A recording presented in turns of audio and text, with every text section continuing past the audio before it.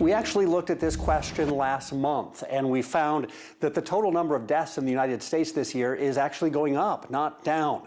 But we continue to get questions every week, like this one from Laura. She writes, many people are posting on Facebook that COVID-19 isn't as big of a deal as we are making it because our overall death rate in the U.S. has not increased.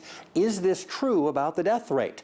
And here's an example of one of the social media posts. This one's actually from Twitter, and it says the total number of 2020 deaths is on track to go down. Since we're still getting questions about this, we wanted to revisit this topic and calculate the numbers again. The numbers come from the CDC's National Center for Health Statistics, which closely tracks all deaths in the United States. It says as of the start of this week, there are about 2.7 million deaths in the United States. With a few weeks left in this year, that's on track to be slightly lower than the almost 2.9 million deaths the U.S. recorded in 2019. But here's the important catch. The total deaths the CDC has listed for the past few weeks are extremely low. In fact, last week's numbers aren't even entered yet. And here's why.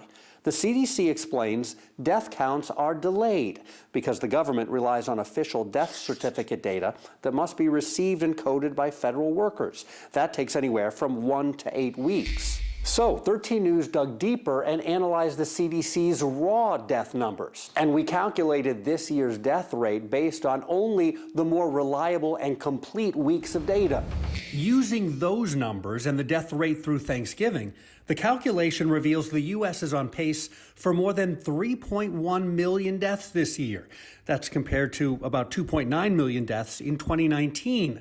It's about 319,000 more deaths, or an 11% increase. So we can verify that those reports you're seeing online claiming that this year's death numbers are actually going down despite the pandemic, those are false. The actual number of deaths in 2020 is going up rather significantly. Have something you'd like us to verify? Send us your question at verify@WTHR.com.